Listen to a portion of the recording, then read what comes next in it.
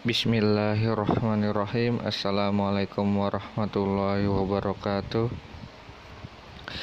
Alhamdulillahirabbil alamin wassalatu wassalamu ala asrofil anbiya'i wal mursalin wa ala alihi washabihi ajmain, amma ba'du. Ya, mujahid dan mujahidah kelas 8 ya. Oke, hari ini kita masuk lagi pelajaran PAI ya.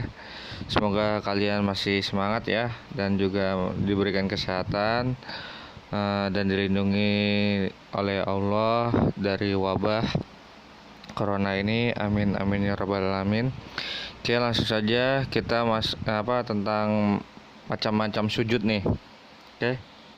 Nah, macam-macam sujud ya, kita pembahasannya macam-macam sujud, lanjut materi yang kemarin. Yaitu adalah ada 3 untuk hari ini. Kita pembahasannya mungkin macam-macam sujudnya ada 3, yaitu ada sujud syukur, sujud tilawah, sama sujud sahwi. Oke, yaitu pembahasannya yang akan kita bahas hari ini. Oke, langsung saja masuk ke slide berikutnya. Nah, untuk sujud syukur, yang pertama adalah kita tentang pembahasan sujud syukur dulu nih. Ya, mungkin kalian sudah ada yang tahu, mungkin sudah ada yang pernah melakukannya. Ya nggak apa-apa lah, tetap kita ikutin ya videonya. Sujud syukur ya, ini adalah bentuk ungkapan syukur seorang hamba kepada Allah ya. Biasanya ini diamalkan tuh setelah mendapatkan nikmat. Biasanya tragedi ini atau sujud syukur ini diterapkan ketika kalian sedang mendapatkan kenikmatan yang sangat mungkin kalian senengin gitu, yaitu dan tiba-tiba kalian senang dapat nikmat, langsung kalian sujud. Nah itu namanya dinamakan sujud syukur. Nah, hukumnya adalah sunnah muakkad, yang artinya sangat dianjurkan. Nah, untuk permasalahannya adalah sujud syukur ini kalian tuh bisa bisa melakukannya itu hanya di luar sholat saja untuk sujud syukur. Mungkin kalian pernah lihat ya pemain bola, atau mungkin teman-teman kalian futsal ya, biasanya pertandingan ada yang pernah melakukannya pasti ya. Ya itu biasanya kalau dia gol atau apa itu pas final tuh kadang-kadang kan sampai menangis-nangis ya, karena udah final ya, akhirnya dia gol dan menang, itu dia sujud syukur biasanya tuh ada tuh pemain tuh. Nah itu langsung saja sujud dia tanpa takbiratul ihram dan sebagainya, langsung sujud saja. Nah, untuk bacaannya itu ntar ada. Oke, kita lanjut saja ke berikutnya. Nah, ini adalah prakteknya ya. Tadi itu adalah istilahnya kayak pengertiannya lah, mukadimahnya. Nah, ini prakteknya nih. Biasanya dilakukan tuh 1 kali pada saat mendapatkan keberuntungan atau terhindar dari bahaya dan kesusahan. Nah, jadi bukan hanya kenikmatan saja, bahaya juga mungkin saja. Nauzubillah min dzalik, kalian tiba-tiba hampir saja ketabrak atau mungkin tabrakan, tiba-tiba kalian tuh waduh ya Allah bersyukur banget gitu, istilahnya masih diberikan keselamatan lah, akhirnya kalian sujud syukur. Nah itu boleh. Nah itu cukup sekali aja, maksudnya langsung aja sujud gitu, nggak usah sujud ya, nggak usah lamaan, jadi cukup sekali aja. Dan bacanya juga ada bacanya. Nah ntar bacanya mungkin kalian bisa lihat ntar ya di videonya. Nah, tidak perlu berwudu atau bersuci dari najis, jadi nggak perlu kalian wudu dulu. Misal kalian pengen sujud syukur nih, ambil wudu dulu. Udah, aku najis apa enggak, jadi enggak mikir najis lagi, nggak usah berwudu lagi, cukup saja.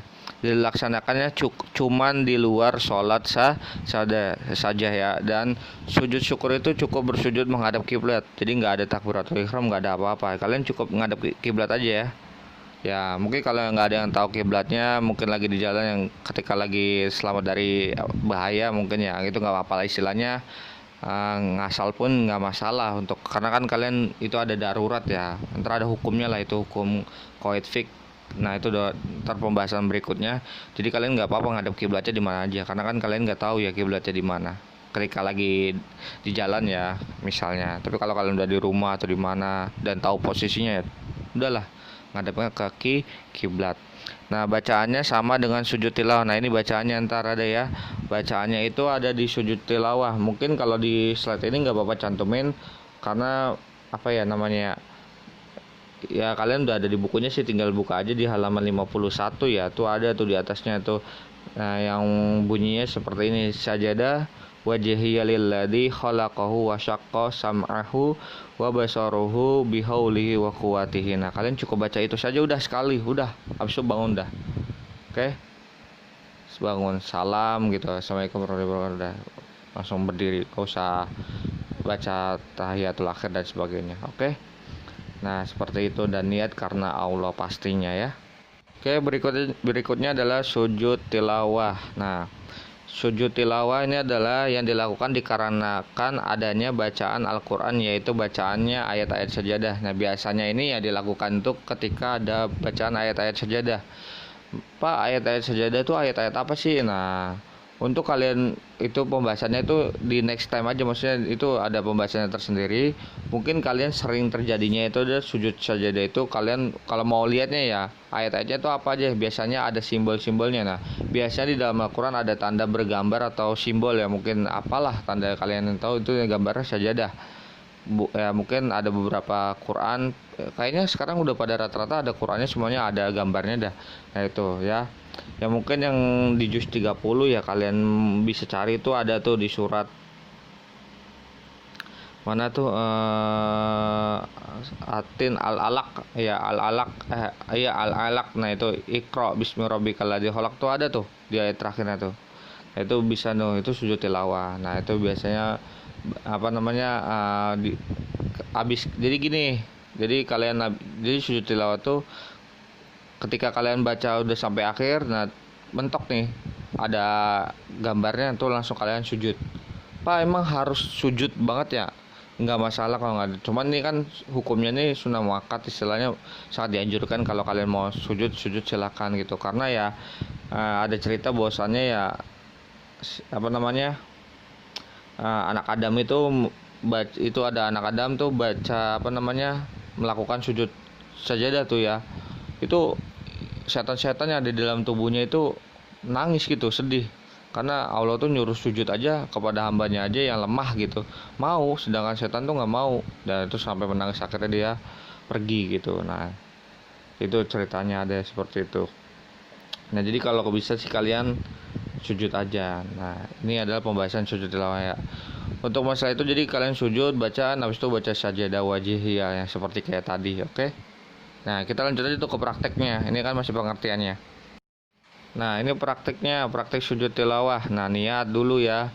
Jadi niatnya istilahnya tuh niat nggak, bukan usoli. Jadi cukup niat aja. Aduh saya pengen sujud tilawah. Nah takbiratul ihram. Nah terus sujud sambil membaca doa sujud tilawah, memberi salam sesudah duduk. Nah ini biasanya kalau misalnya lagi tilawah itu pakai niat aja dulu. Itu takbiratul ihram. Jadi kalian lagi tilawah nih, habis itu kalian berdiri dulu niat, habis itu takbiratul ihram, habis itu langsung kalian sujud, nggak usah pakai ruku, i'tidal dan sebagainya, langsung saja sujud. Nah ya, langsung sujud, langsung duduk. Nah udah tuh, oke. Jadi sujud sambil membaca doa seperti itu ya, memberikan salam sesudah duduk. Jadi habis baca sajadah wajhililladzi, nah bla bla bla bla bla, kalian duduk langsung assalamualaikum, assalamualaikum. Nah seperti itu ya, masalah itu singkatan, masalah assalamualaikum warahmatullahi wabarakatuh, assalamualaikum warahmatullahi wabarakatuh. Oke, nah itu jadi seperti itu di luar sholat. Tapi kalau Pak, misalnya saya lagi jadi imam nih, tiba-tiba saya baca apa ayat yang ada sajadahnya nih, gimana Pak? Jadi ketika itu langsung aja kalian sujud, nggak usah takbiratul ihram lagi. Jadi misalnya bla bla bla bla, habis itu kan ada salat, ada apa namanya, gambar sajadahnya gitu, ada ayat sajadahnya, langsung kalian sujud, langsung bangun lagi dah, lanjutin lagi surat atau ayat yang tersebut, ya kan gitu, langsung udah seperti semula lagi gerakannya. Paham? Paham ya? Oke. Nah selanjutnya adalah sujud sahwi. Sujud sahwi itu adalah sujud dua kali yang dilakukan setelah atau sebelum sholat dan setelah membaca tasyahud akhir. Intinya adalah sujud sahwi ini adalah sujud pengganti atau ketika kalian lupa rakaat tersebut. Nah itu tujuannya adalah, nah ini sama nih, tujuannya adalah pengganti rukun sholat atau sunnah yang ketinggalan. Jadi sujud sahwi ini kayak semacam lupa gitu, sujud lupa gitu penggantinya. Jadi sujud lupa itu maksudnya pengganti kelupaan yang rakaat tersebut lah. Tujuannya adalah pengganti rukun sholat atau sunnah yang ketinggalan karena lupa atau terdapat kekeliruan jumlah rakaat pada pelaksanaan sholat fardu. Nah biasanya kalian itu takutnya kan gini ya, lagi jadi imam atau sholat sendiri, udah perasaan tadi saya itu udah berapa rakaat ya, tadi saya udah sujud belum sih ya, tadi saya udah i'tidal belum ya, atau mungkin tadi saya lupa baca ini ya. Nah itu kalau misalnya ada keraguan atau mungkin lupa atau ketinggalan, sok silakan kalian dianjurkan untuk sujud sahwi ya. Hukumnya itu sunnah muakkad yang dianjurkan, jadi pengganti ya. Nah digantinya itu pas kapan? Digantinya pas lagi kalian tasyahud akhir atau rakaat terakhir lah, yang kalian mau salam tuh. Jadi udah selesai tasyahud akhir, terus kalian jangan salam dulu, cuman kalian sujud dulu lagi 2 rakaat, dua kali sujud. Nah bacanya ada doanya ada tuh di situ ntar. Nah seperti itu ya. Tadi di praktiknya kita bahas untuk bacaannya. Nah ini praktik sujud sahwinya dilakukan dua kali sujud di akhir sholat sebelum atau sesudah salam. Jadi kalau misal kalian udah selesai sholat udah salam nih, sujud lagi 2 kali itu untuk pengganti, lupa itu nggak apa-apa, nggak masalah.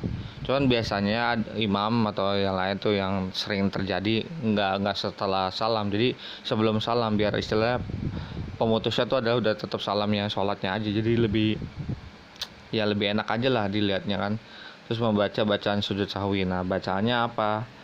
Bacanya ini ada nih untuk sujud sahwi.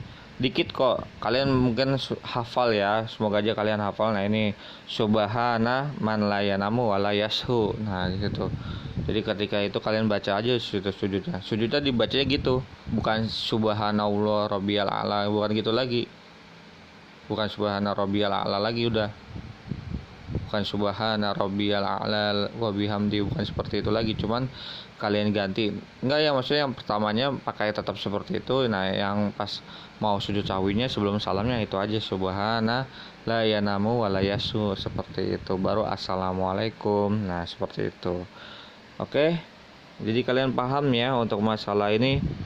Jadi Pak, bacanya habis sujud habis itu dudukan. Nah duduknya tuh bacanya seperti biasa, seperti kayak sholat biasa bacanya ya, seperti biasa. Terus sujud lagi subhana man la yanamu. Nah itu baru duduk lagi, baru assalamualaikum atau atahiyatul dulu akhir kan, baru assalamualaikum, seperti itu. Oke ya, jadi untuk mungkin ini masih video ya istilahnya, mas ini mungkin sebenarnya sih bapak pengennya praktek gitu, maksudnya kita ya mungkin bapak praktekin di depan kalian sih ya, harusnya kan seperti ini untuk guru PAI kan, cuman bisa slide doang. Mungkin kalian kalau kurang jelasnya atau apanya bisa lihatlah di YouTube, mungkin ada beberapa yang sudah membuatnya, bisa lah untuk mencari inspirasi yang lainnya dari situ kan. Ilmu kan bukan hanya dari guru saja, cuman untuk penyampaiannya kan tetap dari guru perantaraannya. Oke, nah itu saja. Ada lagi mungkin kalau ada yang bertanya atau apa, bisa lah untuk sharing, dan mungkin atau ada perkataan yang kurang jelas dari bapak, mungkin ada kesalahan, mohon dimaafkan. Oke, kita tutup aja. Wabillahi taufiq walhidayah. Wassalamualaikum warahmatullahi wabarakatuh.